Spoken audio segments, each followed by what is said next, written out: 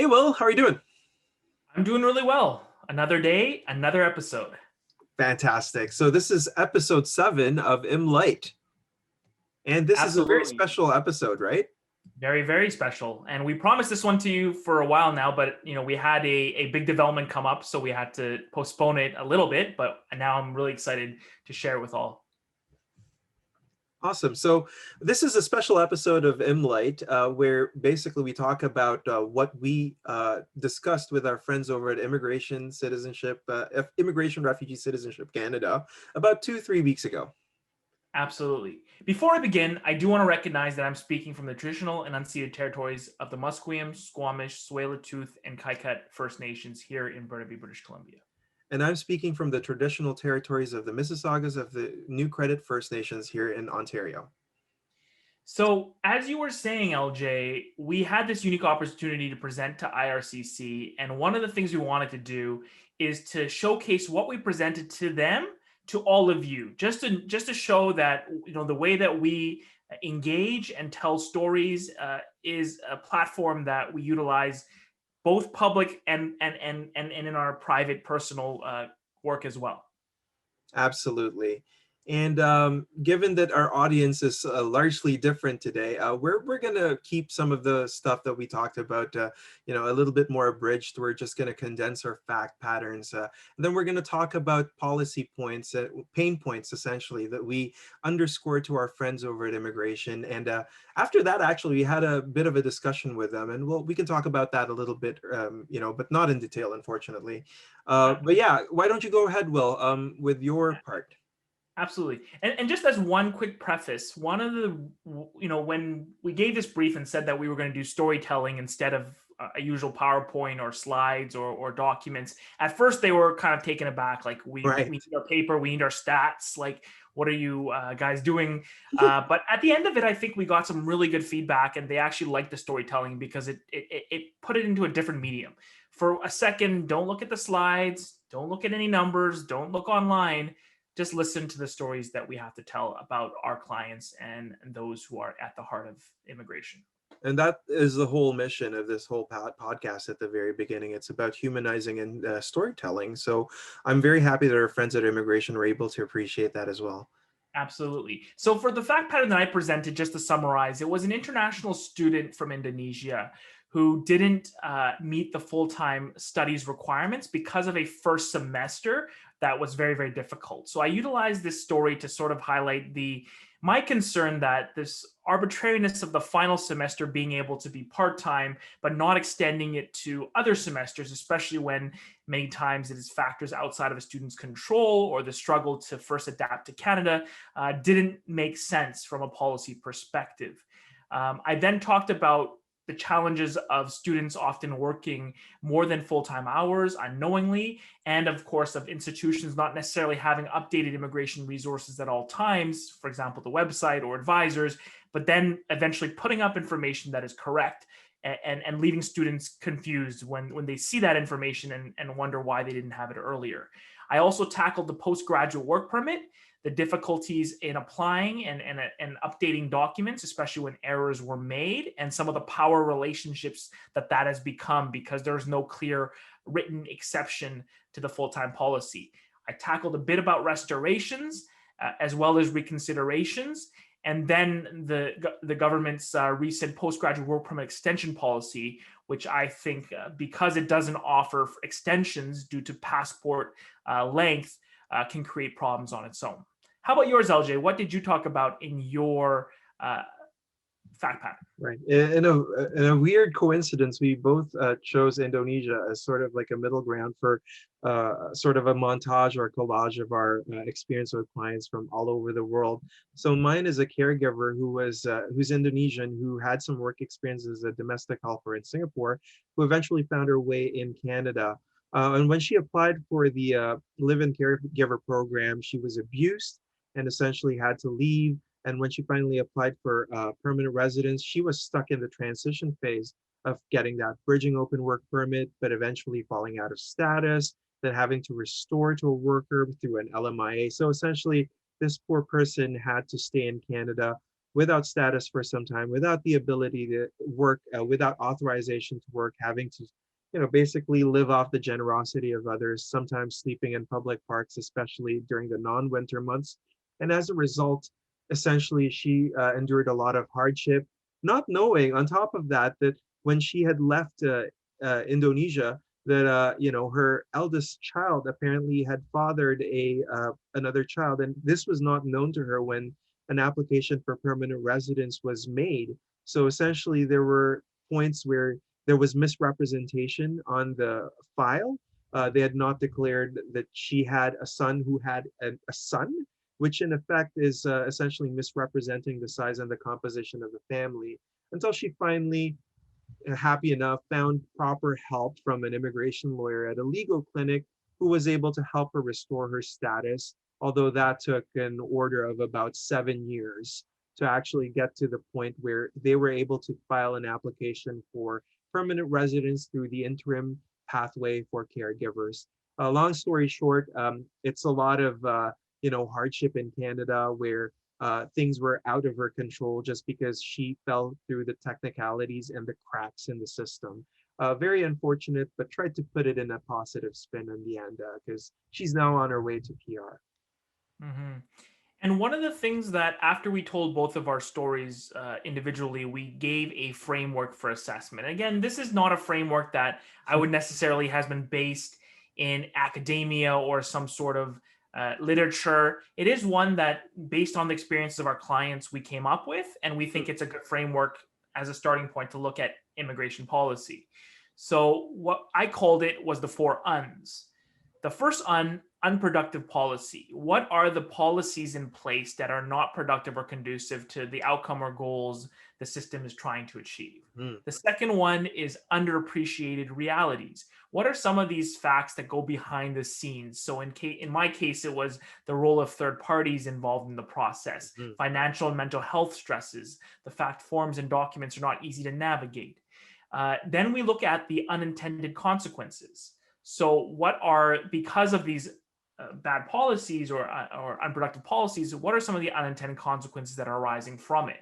So in my case of the international student, I mentioned that many international students are forced into situations where they have to pursue other applications that are ripe for abuse. For example, spousals, LMIAs, or work permits where employers are arranging their employment and creating employment fraud. Refugee claims where possibly they may not meet the requirements, but some individuals recommending that they do it because it's a last-ditch effort, or there's a strain on the TRPs in the H&C system.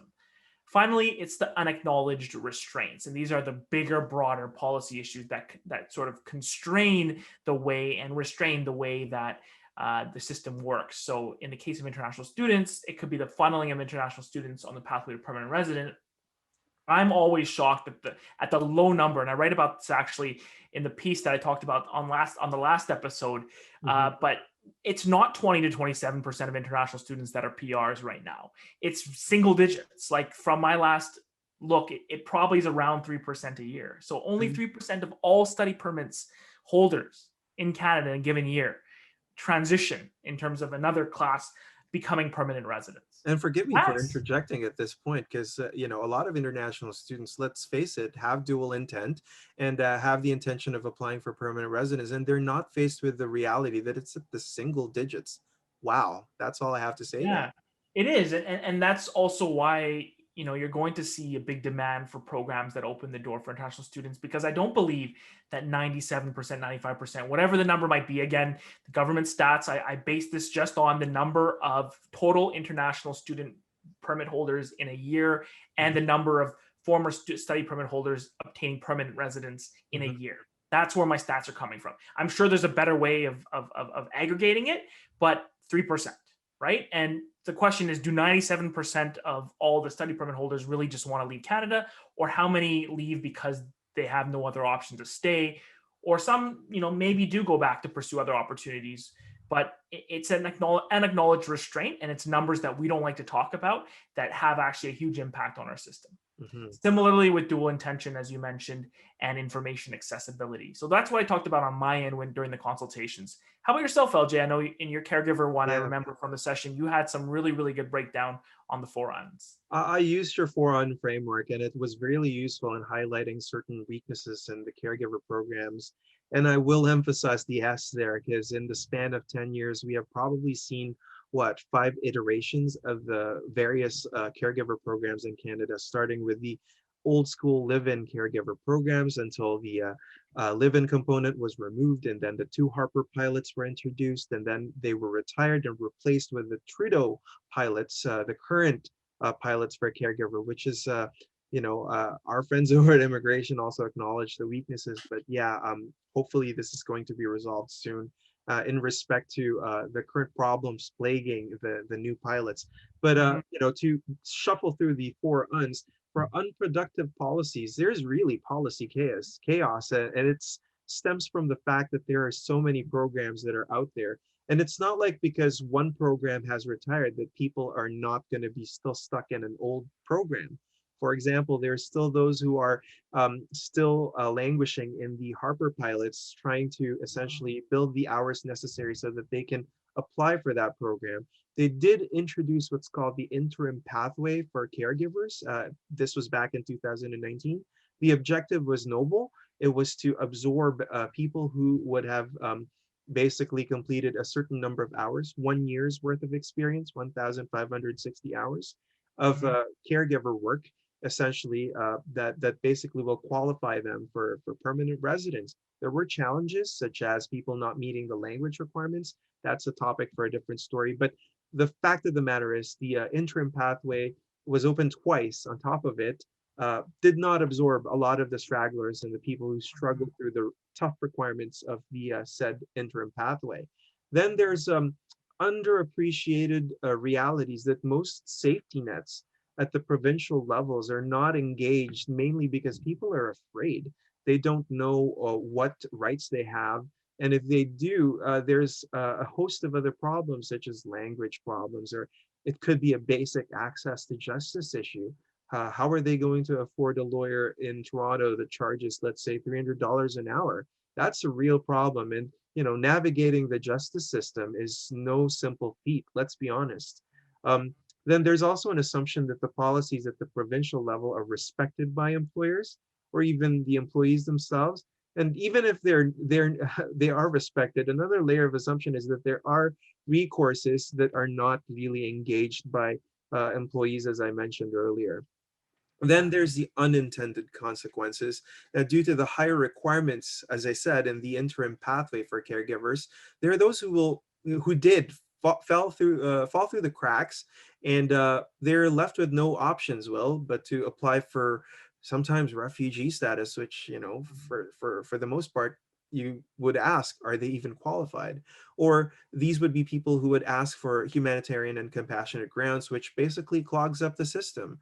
We don't know if they're the most meritorious cases. It's a very high threshold to actually meet for H&C applications. So, the programs were not able to capture these people, mainly because of language requirements, for example, or proper documentation. Then finally, there's like unacknowledged restraints that funneling PR applications through the interim pathway with onerous requirements was really the crux of the issue. This Mhm. is why we are still left with a lot of people who are still trying to secure their PR, even if they met the minimum number of hours required. And transitioning is very hard. And compound that with COVID, when processing for caregiver applications was basically at a standstill for the most part in 2020, and it's only now that immigration is Mhm. starting to catch up. They did come out with a commitment that they will Yeah. clear the backlog by June of this year. Let's hope that they actually do that. We'll try to hold our public officers into account. We'll be, keeping tabs on that. There's also mixed messaging regarding the home care pilot programs, the Trudeau pilots that I was talking about. that it's a robust program. The intentions are noble, that they're trying to front end or front load the requirements for permanent residence so that there are no miserable expectations broken at the end of their stint as a caregiver, as a temporary foreign worker. Um, Mhm. the unintended consequences is that that it brought about would be the processing times. Essentially, if you're a parent in, let's say, Vancouver, and you need to hire a caregiver, let's be honest here, Will, you probably need that caregiver last week.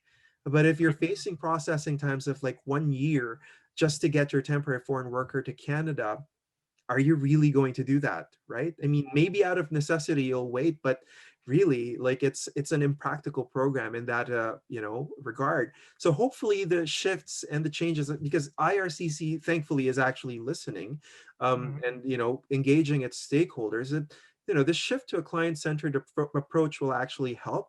And one of my final points that I actually said in this is that the reality is a lot of these caregivers have trouble speaking English or French. So the caregiver programs on immigration's website, it's a low-hanging fruit, should be available in multiple languages. Absolutely. We're not going to share with you the exact takeaways and the advice we gave to IRCC. We think that this is protected by confidence and Right. just the process that we were engaged in. But these are the major points and stories that we told IRCC. And LJ, if you remember from the feedback and the conversations, I think it was very productive. I think that they were receptive, as you mentioned. And they're very eager to make things better. A lot of very progressive Right. uh, bottom up folks in the system looking to do some good work. They've come up with great things such as the vulnerable open work permit. Of course, they're not to say there's not challenges with that program, but it has played an important role for many, many individuals who are in vulnerable situations, especially sexual abuse and financial abuse.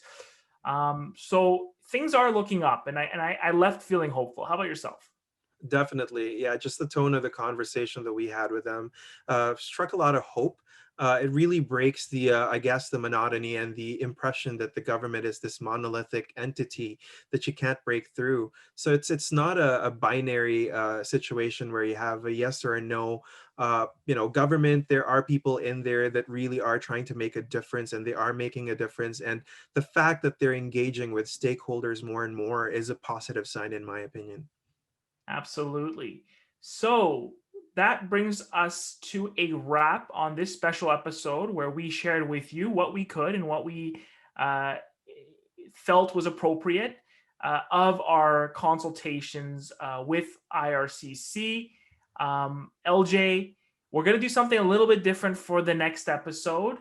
Rather than tell you who's coming up, we're going to drop some clues in our socials. So then Yeah. slowly, slowly, slowly, you'll figure out what the topic is, who's coming, and it'll be a lot of fun. I can tell you, though, this is going to be a special one. All right. Well, with that being said, thank you so much for listening in and watching. We hope to see you in the next episode. And this is ImmLight episode number 7. All about the circumstances. Take care.